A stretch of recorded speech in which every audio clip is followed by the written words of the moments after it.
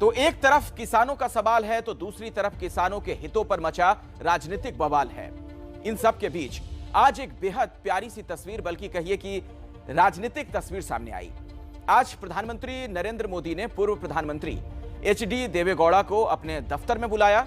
71 साल के प्रधानमंत्री मोदी 88 साल के पूर्व प्रधानमंत्री देवेगौड़ा को ससम्मान हाथ पकड़कर अपने साथ ले गए। खुद ही उनके लिए कुर्सी ठीक की, पहले उन्हें बिठाया, फिर दूसरी कुर्सी पर बैठे और दोनों नेताओं के बीच बातचीत हुई। यह तस्वीर राजनीतिक विरोध के बावजूद मानवीय गरिमा को दिखाती है। साथ ही प्रधानमंत्री मोदी के उस राजनीतिक कौशल को भी, जिसमें वो प्रतीकों का खूबसूरत इस्तेमाल करते हैं और राजनीतिक विरोधियों को भी कई बार साध लेते हैं। तो राजनीति में भी मैनेजमेंट का अपना ही तौर तरीका होता है और इसकी मिसाल संसद सत्र के दौरान दिखती है। प्रबंधन अगर कुशल हो तो हंगामे के बीच काम भी निकल जाता है, लेकिन संसद में इस बार सरकार का कौशल खास काम आ नहीं रहा, क्योंकि इस बार विपक्ष मानने के मूड में नहीं है। दोनों में राज्यसभा से 12 सांसदों के निलंबन के मुद्दे पर ठन गई है। I understood. No, please. So I am bringing to your notice. I request you, sir. Please. And no. I heard you. I heard you. It has been done selectively. Then, one minute coming. No, please sit down, no, please. Go to your seat.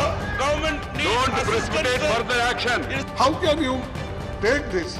Right. ना सभापति के तेवर मुलायम हो रहे हैं, Sake of the understanding of the house. ना विपक्ष एक कदम पीछे हटने को तैयार हो रहा है। Don't want to listen. नतीजा सदन की कार्रवाई ठप ठप ठप। House stands adjourned to meet at 11 a.m. on Wednesday, the 1st December 2021.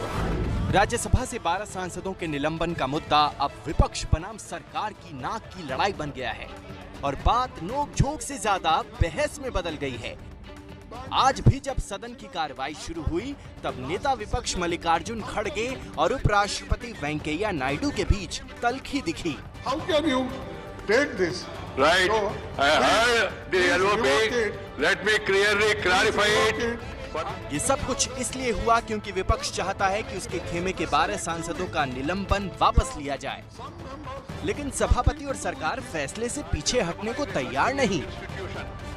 खड़गे जिद पर अड़े रहे, बात नहीं बनी तो विपक्ष ने वॉकआउट कर दिया, जिसके बाद सभापति वेंकैया नायडू के तेवर और तल्ख हो गए। They have made their intention to walk out. They got every right. In a democracy, in parliamentary democracy, either you can talk out or walk out. But break out of the house business is not allowed. विपक्ष आरोप लगा रहा है कि सरकार ने साजिश के तहत उसके सदस्यों को निलंबित करवाए हैं। इस आरोप पर भी वेंकैया नायडू ने नाराजगी जाहिर की। 93% of the members of the house, they want the house to run. This side and this side also. So, but they are silent. The majority is silent and handful of people are violent. I am not here to defend the government. But I am here to see that the members do not offend the parliament, offend the people. This has to be understood by one and all. अब आप ये सोच रहे होंगे कि आखिर विवाद है क्या? सदन की कार्रवाई कल से ही तो शुरू हुई है, तो विवाद कहाँ हो गया? तो आपको बता दें कि दरअसल विवाद इस सत्र में नहीं बल्कि मॉनसून सत्र का है। 11 अगस्त को कृषि कानूनों को लेकर तब विपक्ष के सांसदों ने राज्यसभा में खूब हंगामा काटा था, तख्तियां तक दिखाई थी। कुछ सांसदों पर सदन में तोड़फोड़ और धक्का मुक्की का भी आरोप है। तब हंगामे से आहत वेंकैया नायडू सदन में रो भी पड़े थे। It has been happening as a routine for some time. I am distressed by the way this sacredness was destroyed yesterday. When some members sat on the table, some others climbed on the table of the house, perhaps to be more visible in such acts of sacrilege. I have no words to convey my anguish and to condemn such acts. As I spent a sleepless night last night, I struggled to find out the provocation or reason for forcing this August House to hit such a low yesterday. Rajya Sabha से जिन सांसदों को पूरे सत्र के लिए निलंबित किया गया है, उसमें 6 सांसद कांग्रेस के हैं, 2 सांसद टीएमसी के हैं। शिवसेना के भी 2 सांसदों का निलंबन हुआ है। सीपीएम और सीपीआई के एक सांसद पर भी कार्रवाई की गाज गिरी है। अगर मुझे सरकार बता दे किस बात के लिए मैं माफी मांगूं तो मुझे समझ में आए, पर अगर मुझे इसलिए सस्पेंड किया जा रहा है क्योंकि मैंने प्रखरता से अपनी आवाज उठाई है तो मुझे ऐसे 100 भी पनिशमेंट कबूल। हम किस बात की माफी मांगे? देश हित की आवाज उठाने के लिए गुनाह है क्या? यह भी हमारा अधिकार बिना। माफी मांगने का problem will never arise, will never.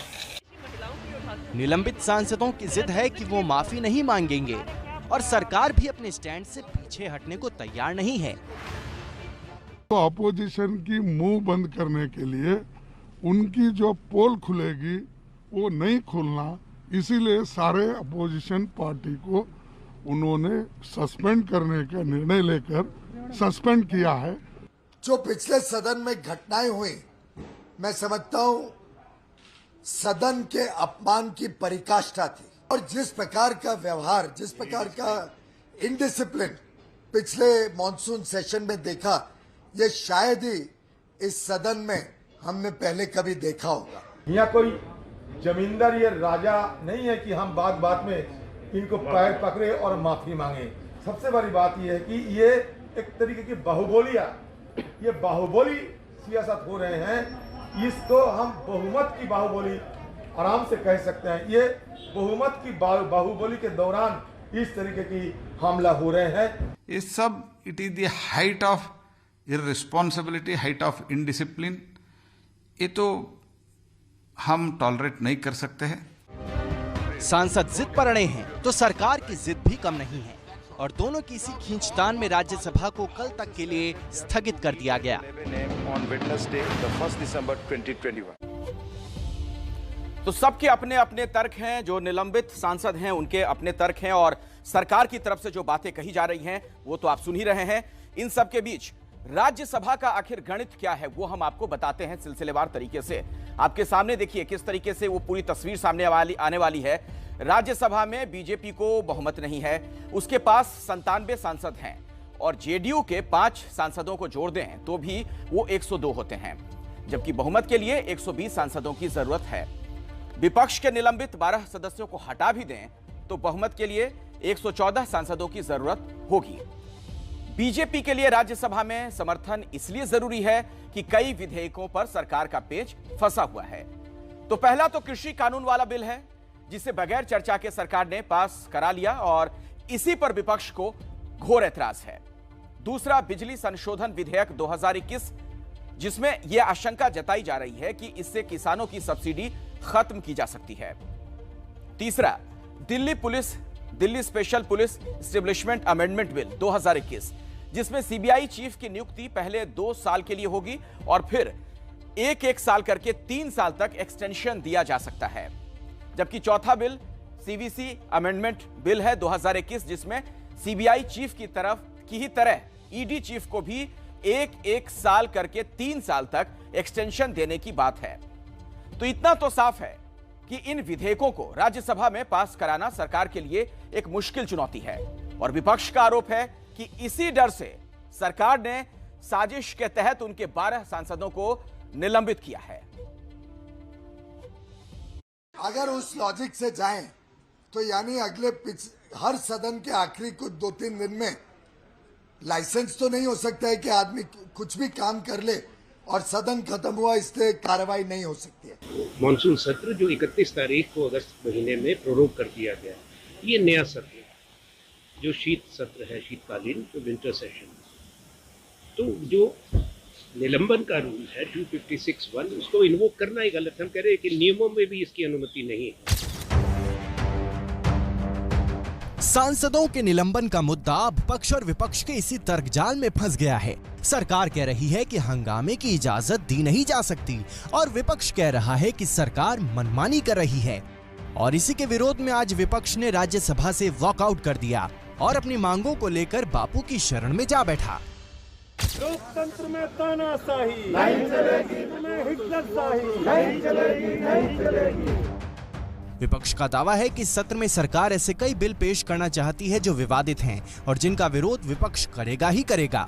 इसलिए साजिश के तहत 12 सांसदों को बाहर किया गया। हालांकि सरकार के पास विपक्ष के इस तर्क का भी जवाब है। ये नंबर गेम भी है। आप अभी क्रूशियल प्राइवेटाइजेशन हो बैंक का ला रहे हैं, तो 12 की संख्या अपनी विपक्ष की गायब कर दी, तो ये विपक्ष की संख्या गायब नहीं की। इसलिए हम आग्रह कर रहे हैं इसे रिवोक करिए, अन्यथा ये सरकार जानी जाएगी संसद को कब्रगाह में तब्दील करने वाली पार्टी के रूप में। संख्या में दोनों सदनों में पूरी तरीके से सरकार के साथ संख्या है। लोकसभा में और राज्यसभा में हमारे पास पूरी तरीके से समर्थन है, उसी के साथ ये सब कानून पास हो रहे हैं। दोनों पक्ष दमखम ठोक रहे हैं, चुनौती दे रहे हैं, लेकिन बड़ा सवाल अब भी यही है कि क्या पिछले सत्र की गलतियों के लिए मौजूदा सत्र में कार्रवाई हो सकती है? क्या सदन के नियम सभापति को ऐसा करने की शक्तियां देते हैं? इस सवाल का जवाब हमने लोकसभा के पूर्व महासचिव पीटीटी आचार्य से पूछा, तो सुनिए उन्होंने क्या कहा। एक सेशन में जो चीज़ें होती है और उसके लिए दूसरे सेशन में एक्शन लिया जा सकता है। जो नियमावली में ऐसा कोई नियम नहीं है। सांसदों के निलंबन का मुद्दा इसलिए भी पेचीदा हो गया है क्योंकि सदन के इतिहास में ऐसा पहली बार हुआ है कि पिछले सत्र का हवाला देकर मौजूदा सत्र में सांसदों को बाहर का रास्ता दिखाया गया है। जिन सांसदों को सस्पेंड किया गया है वो सब बाकायदा नियमों के तहत हुआ है। राज्यसभा के जिन 12 सांसदों का निलंबन हुआ वो राज्यसभा के नियम 256 के तहत हुआ है। नियम 256 के तहत राज्यसभा के सभापति को सदस्यों को निलंबित करने का अधिकार है। यह तब हो सकता है जब कोई सदस्य जानबूझकर सदन की कार्यवाही में बाधा डालने की कोशिश करता है। अगर कोई सदस्य सभापीठ के अधिकारों की अनदेखी करता है तो उस पर कार्रवाई हो सकती है। यह कार्रवाई यानी निलंबन 1 घंटे के लिए हो सकता है, 1 दिन के लिए हो सकता है या फिर पूरे 1 सत्र के लिए भी, लेकिन 1 सत्र से ज्यादा सांसद निलंबित नहीं हो सकते। निलंबन के तुरंत बाद निलंबित सदस्यों को सदन से बाहर जाना होता है।